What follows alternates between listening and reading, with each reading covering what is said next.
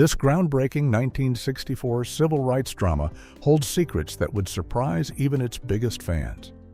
From Malcolm X's Death Day encounter to a crime novelist's bizarre involvement, from a nurse who auditioned on a dare to the future Oracle who got her start here, Nothing But a Man is filled with extraordinary behind-the-scenes stories.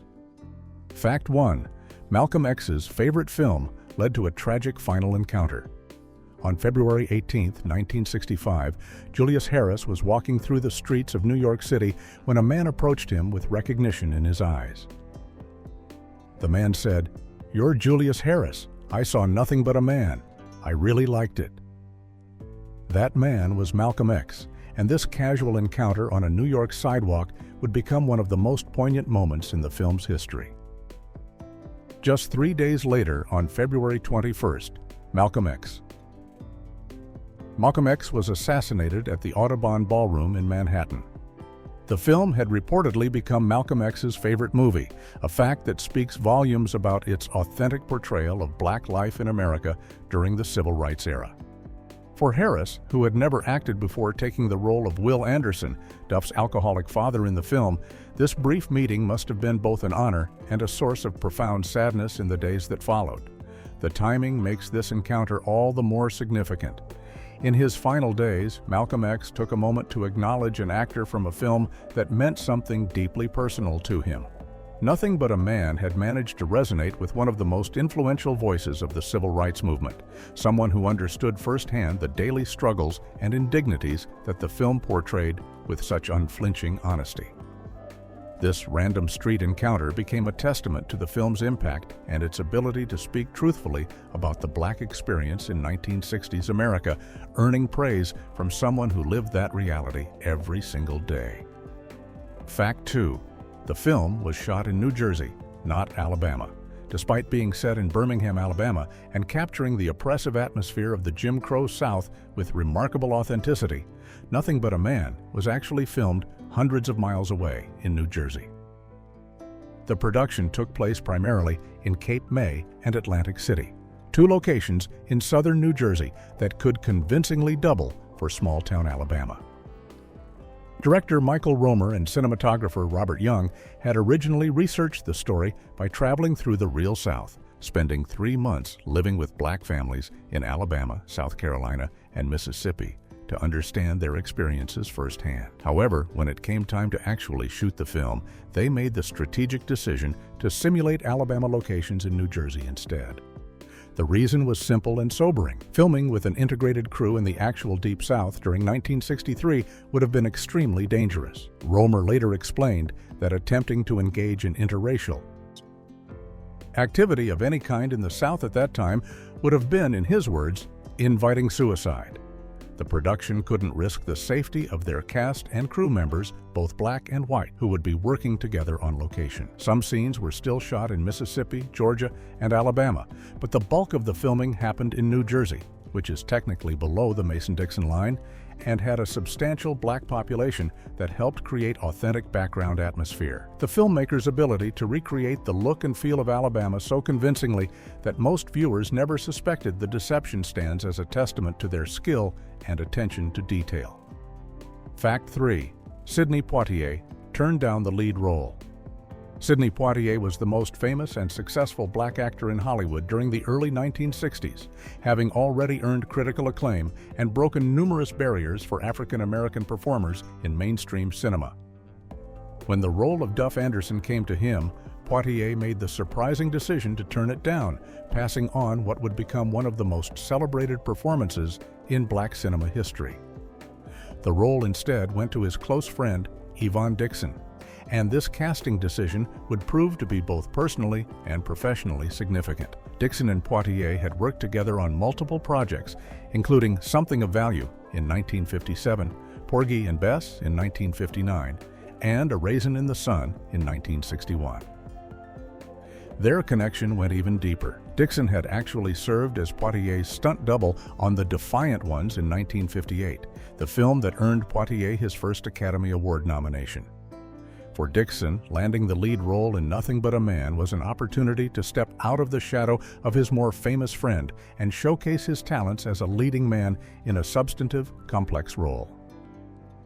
Dixon would later look back on this performance as the highlight of his entire acting career, even though he went on to become well known for playing Sergeant James Kinchlow on the television series Hogan's Heroes. The role of Duff Anderson allowed Dixon to display a range and depth that he rarely got to show in other projects, playing a character who was sensitive, intelligent, emotional, and fully human in ways that most roles for black actors at the time simply didn't allow. Fact 4. A nurse auditioned on a dare and launched his career.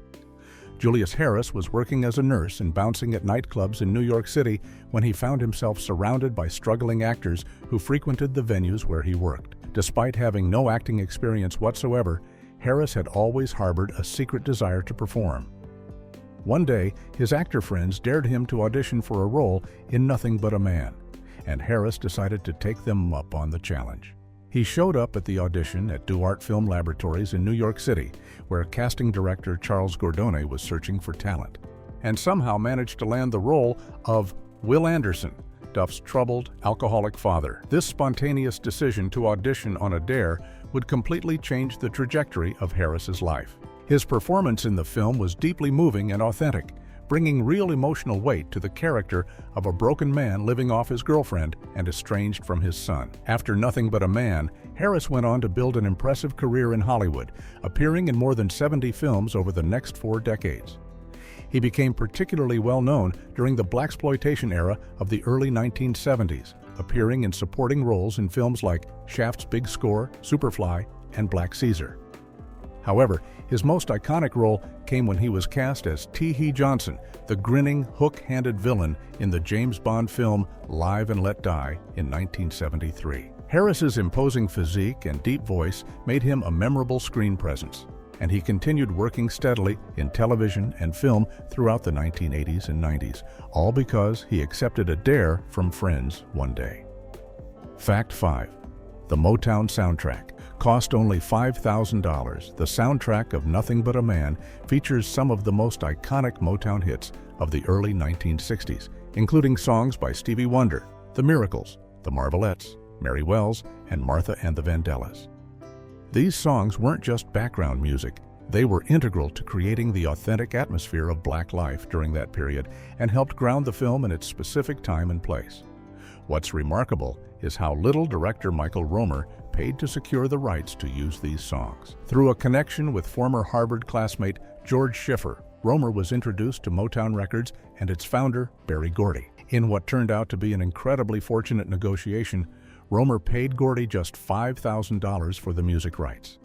This relatively small sum gave the film access to some of the hottest music of the era, songs that were already climbing the charts and would become timeless classics. The deal was significant for another reason. It marked Motown's first original soundtrack recording for a film. This collaboration helped establish a precedent for Motown's future involvement in cinema, though the label would later charge considerably more for soundtrack rights as its catalog became increasingly valuable. The Motown soundtrack album for Nothing But a Man served as a sampler of the label's recent successes and wasn't released on CD until 1996. The vibrant, energetic music created a striking contrast with the serious, dramatic content of the film, reflecting the way music served as both escape and cultural expression for Black Americans during the Civil Rights era. Fact 6. Abbey Lincoln sacrificed her iconic afro for the role. Abbey Lincoln was not just a talented jazz singer taking on an acting role, she was a prominent civil rights activist who had become one of the first Black American female public figures to wear a natural hairstyle, known as an afro. By the early 1960s, Lincoln had transformed herself from a performer who wore her hair straightened and dressed in revealing outfits into someone who embraced her African heritage and used her platform to advocate for racial justice. Her decision to wear her hair naturally was a powerful political statement at a time when Black women faced enormous pressure to conform to white beauty standards by straightening their hair. When director Michael Romer approached Lincoln about playing Josie Dawson, the conservative preacher's daughter and schoolteacher in Nothing But a Man, he assumed she would want to keep her afro, since it had become such an important marker of her identity and activism. Romer was prepared to negotiate or even accept that Lincoln might insist on maintaining her hairstyle as a condition of taking the role. However, Lincoln surprised him by willingly agreeing to change her appearance for the character. She understood that Josie, as the daughter of a traditional Southern Baptist preacher living in small-town Alabama in the early 1960s, simply wouldn't have worn an afro. The character required a more conventional appearance that reflected her sheltered, middle-class background. Lincoln's commitment to the authenticity of the character was strong enough that she set aside her own powerful personal statement to serve the story, demonstrating her skill as an actress and her understanding of who Josie was as a person, separate from Lincoln's own identity and political activism. Fact 7. The film's title was almost changed at the last minute. The title Nothing But a Man carries profound weight and meaning, serving as a declaration of dignity and humanity in the face of a society that constantly tried to strip black men of both. The phrase captures the essence of Duff Anderson's struggle, his determination to live as a complete human being with pride and self-respect despite the systemic racism that surrounds him. However, this powerful title almost didn't make it to the screen. At the very last minute, right before the film's premiere, producers were seriously considering changing the title to simply Duff Anderson, the name of the main character. This proposed change would have transformed the film from a universal statement about black manhood and human dignity into something that sounded more like a standard character study or biographical drama. The original title makes a bold statement about identity and worth, the idea that despite being denied basic rights and respect, the protagonist insists he is nothing more and nothing less than a man, equal to anyone else. Abandoning this title in favor of the character's name would have significantly diminished the film's thematic power and removed one of its most memorable elements. Fortunately, the filmmakers or someone involved in the production recognized the importance of keeping the original title, and the name change was ultimately rejected. The title Nothing But a Man went on to become iconic, perfectly encapsulating the film's central message and making it instantly recognizable.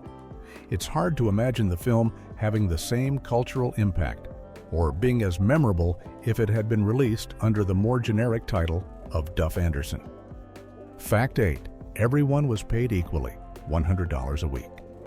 During the 12-week production of Nothing But a Man in 1963, the filmmakers made an unusual and remarkably egalitarian decision about compensation.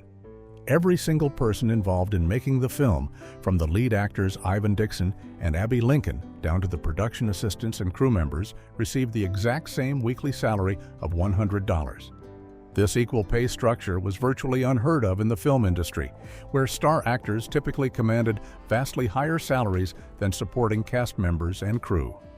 The decision reflected both the limited budget of the independent production, which cost between $230,000 and $300,000 total, and perhaps a philosophical commitment to equality that matched the film's theme. $100 per week in 1963 would be roughly equivalent to $800 to $900 per week in today's money. A modest but livable wage, though certainly not luxurious. For established performers like Dixon and Lincoln, this meant working for far less than they might have earned on other projects, but they clearly believed in the importance of the film and what it was trying to say.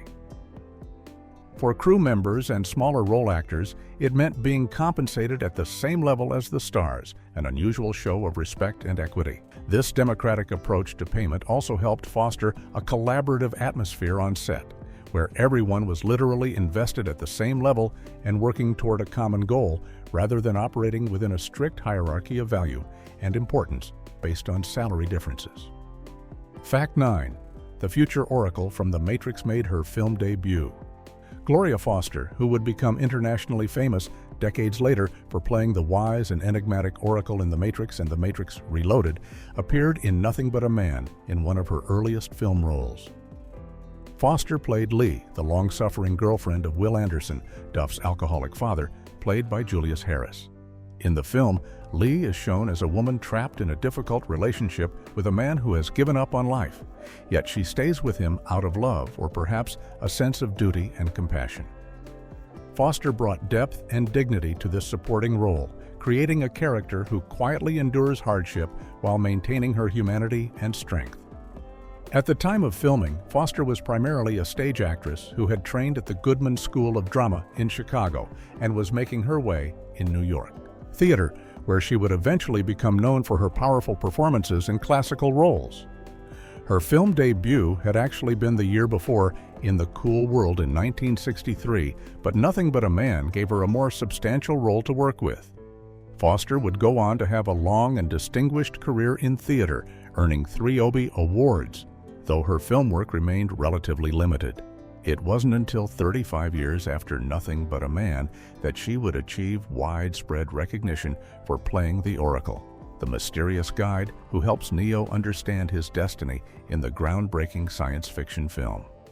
Sadly, Foster died during the filming of The Matrix Reloaded in 2001 at age 67 from complications related to diabetes, and actress Mary Alice had to replace her for the 3rd film in the trilogy. Fact 10. Ivan Dixon asked his agent, "How can 2 white guys tell this story?" When Ivan Dixon first learned that the directors of Nothing But a Man were 2 white men, Michael Romer and Robert M. Young, he was understandably skeptical about their ability to authentically tell a story about the black experience in the Jim Crow South. According to Romer, Dixon approached his agent with serious concerns, asking the pointed question, "How can 2 white guys tell this story?" The question reflected legitimate doubts about whether white filmmakers could truly understand and represent the daily realities, subtle humiliations, and psychological toll of living under systemic racism. Dixon's agent, however, offered an astute response that immediately reframed the situation. The agent replied, "They're probably Jews," recognizing that Jewish Americans, particularly those who had experienced persecution in Europe, might have a deeper understanding of oppression than most white Americans. The agent's intuition was correct. Michael Romer was indeed a German-born Jew who had fled Nazi Germany as a child through the Kindertransport program after witnessing terrible persecution firsthand, including the destruction of his grandfather's store during Kristallnacht. This shared experience of systematic oppression and marginalization created what Romer described as a tremendous sense of identification between Jews and Black Americans during the 1960s. Romer later explained that his own experiences in Nazi Germany, feeling the economic and social pressure of being targeted by society, and asking himself the painful question of what about him made people despise him, gave him insight into the Black experience in America. This connection helped Romer and Young approach the material with genuine empathy and understanding, rather than from a position of liberal guilt or outsider curiosity. Fact 11. Hard-boiled crime novelist Jim Thompson wrote the novelization 6 years after Nothing But a Man premiered in theaters. An unexpected literary adaptation appeared. In 1970, legendary hard-boiled crime novelist Jim Thompson was hired to write a novelization of the screenplay by Michael Romer and Robert M. Young. This was an unusual pairing that seems almost bizarre at first consideration. Thompson was best known for dark, violent noir novels like The Killer Inside Me, The Getaway, and Pop. 1280, stories featuring unreliable narrators, psychological dysfunction, and brutal criminal worlds. His specialty was exploring the darkest corners of the American psyche through the eyes of killers, con artists, and desperate criminals. By the late 1960s, Thompson's career had declined significantly, and he had turned to writing novelizations of films and television shows to make ends meet. These projects paid a flat fee and could be completed quickly, providing Thompson with much-needed income during a difficult period marked by alcoholism, depression, and diminishing opportunities in Hollywood. Along with Nothing But a Man, Thompson also wrote novelizations for the television series Ironside and the Western film The Undefeated. The novelization of Nothing But a Man was published by Popular Library as a paperback original and has since become one of Thompson's scarcest and most collectible books, likely because it was so different from his usual work and therefore didn't find a natural audience among either his crime fiction readers or fans of the film. The 128-page book attempted to translate the subtle, neorealistic drama of the film into prose, a challenging task for any writer, but particularly unusual coming from someone known for pulpy crime fiction. Fact 12. There's a continuity error with the calendar, and music film productions often face challenges maintaining perfect continuity across scenes shot at different times and locations, and Nothing But a Man contains a noticeable anachronism that eagle-eyed viewers have spotted. Throughout the film, background music features Motown hits that were released and popular during the summer of 1963, which is when the film was actually shot. Songs like Heatwave by Martha and the Vandellas, which was released in July of 1963, can be heard playing in various scenes, helping to establish the contemporary setting and create an authentic atmosphere of the time period.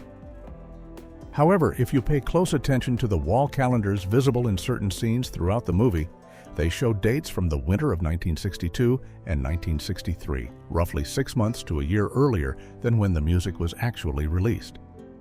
This kind of continuity error is not uncommon in films, especially low-budget independent productions that don't have large teams dedicated solely to checking every detail in every frame. The filmmakers were likely more focused on capturing authentic performances and creating the right emotional tone than worrying about whether the calendar dates perfectly matched up with the songs on the soundtrack. The error is minor, enough that most viewers would never notice it unless specifically looking for such details, and it doesn't affect the overall impact or quality of the film in any meaningful way. It's simply one of those small technical inconsistencies that inevitably slip through during production. A reminder that Nothing But a Man was made quickly on a tight budget by a small team working under challenging conditions. Fact 13. The film flopped but found life in black churches. When Nothing But a Man premiered at Philharmonic Hall and played the New York Film Festival in September of 1964, it received enthusiastic responses from critics and won prizes at the Venice Film Festival, including the prestigious San Giorgio Prize. However, this critical acclaim didn't translate into commercial success. The film's release was, in film critic Roger Ebert's words, spotty, with limited distribution and very little money available for promotion. Major studios had declined to distribute it, and it ended up being handled by Cinema-Fi, a small company that specialized in race films. The movie played primarily at theaters that showed independent and foreign films, never finding the wider mainstream audience that might have made it financially successful. Part of the problem was that the film didn't employ what Ebert called the easy liberal pieties of its period to reassure white audiences that everything would work out fine in the end. The honest, uncompromising portrayal of racism and its psychological effects was perhaps too raw and real for many viewers. After failing at the box office, Nothing But a Man didn't simply disappear. Instead, it found a quiet second life circulating as a 16mm print shown in black churches, community centers, and classrooms throughout the country. For decades, this was how most people who saw the film encountered it. Not in theaters, but in more intimate community settings where its message could be discussed and reflected upon. It wasn't until 1993, 29 years after its original release, that a restored print was nationally re-released, finally bringing the film to a wider audience and actually turning a profit for the first time. Fact 14. James Earl Jones also turned down the lead. Before Sidney Poitier passed on the role of Duff Anderson, another prominent black actor had already rejected the part. James Earl Jones, who would later become famous for his distinctive bass voice as Darth Vader in Star Wars and Mufasa in The Lion King, tried out for the lead role during the casting process. Jones was still relatively early in his career in the early 1960s, having made his film debut in Stanley Kubrick's Dr. Strangelove in 1964, the same year Nothing But a Man was released. According to the American Film Institute and other sources, Jones ultimately didn't agree with some of the early scenes in the screenplay and decided not to take the role. The specific nature of his objections to those scenes isn't detailed in available records, but it's possible he had concerns about how the character was portrayed or specific situations that Duff found himself in during the story. Casting director Charles Gordone, who was responsible for finding talent for the film, had placed advertisements in Variety and was auditioning actors at Duart Film Laboratories in New York City. The fact that both Jones and Poitier, two of the most talented and prominent black actors of the era, turned down the role before it went to Ivan Dixon suggests that the part was challenging or controversial in ways that gave established actors pause.